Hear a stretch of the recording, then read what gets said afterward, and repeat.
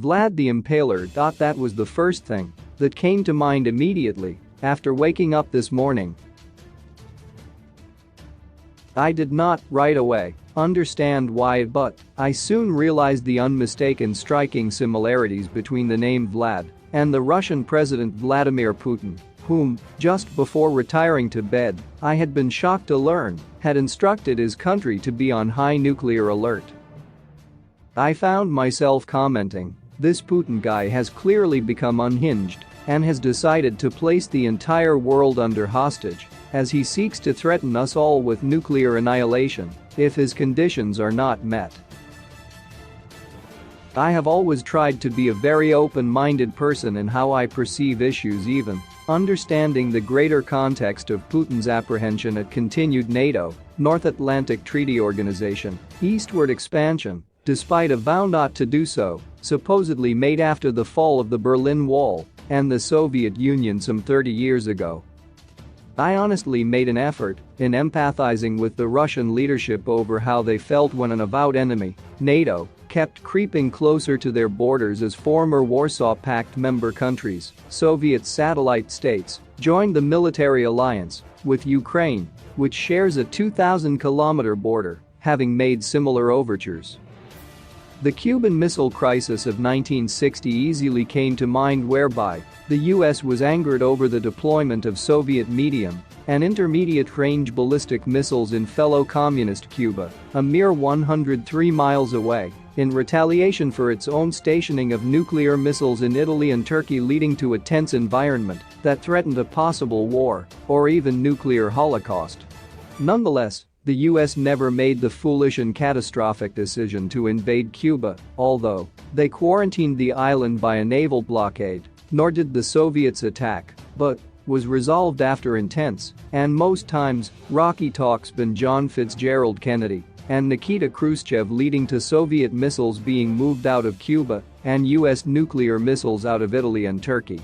Yet, today, Putin has proven not to be Khrushchev, who exhibited commendable and highly impressive diplomatic skills, but has arrogantly decided that the easiest way to address his NATO expansionist fears was by invading a neighboring sovereign and independent nation, wantonly violating its territorial integrity, brutally destroying its infrastructure and people, as well as holding the whole world at ransom through the raising of Russia's nuclear alert level. Let us never be fooled. Should nuclear weapons be deployed, Ukraine would definitely not be the only country affected, but the entirety of the globe,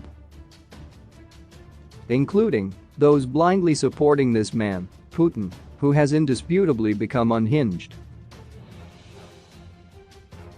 Even his recent rantings and ramblings sounded eerily disturbing. Surely, what manner of a human being is prepared to murder innocent civilians in order to make a point, no matter how justified the grievance may be?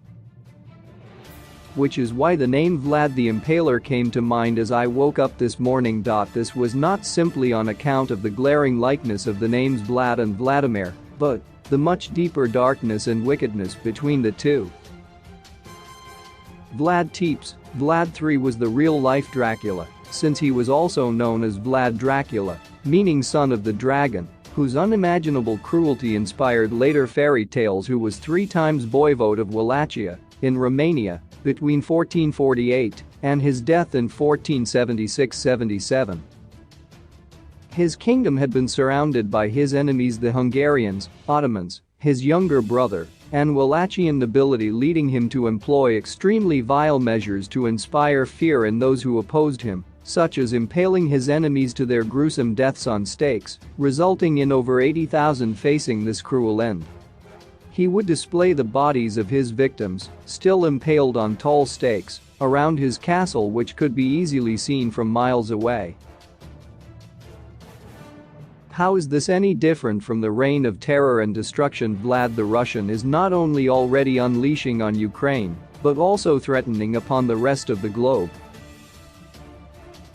This can never be allowed to continue, and the international community needs to speak loudly, with one voice, against this madness and evil, at the scheduled UN General Assembly meeting today, February 28, 2022. The world has to reject Russia's intimidatory tactics by showing that we are not afraid of those who want to use savagery, fear and destruction as negotiation chips.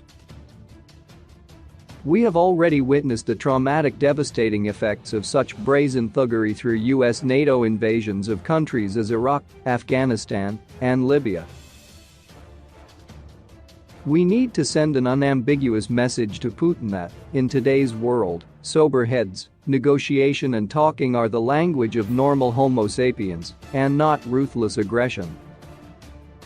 It does not matter whether these issues between NATO and Russia have been ongoing for years. However, confrontation has never resolved any problems.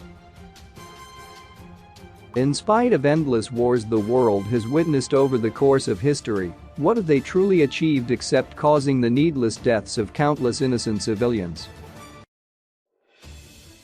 The days of Vlad the Impaler are long gone and should be confined to where they presently are. In Count Dracula and vampire fairy tales and movies.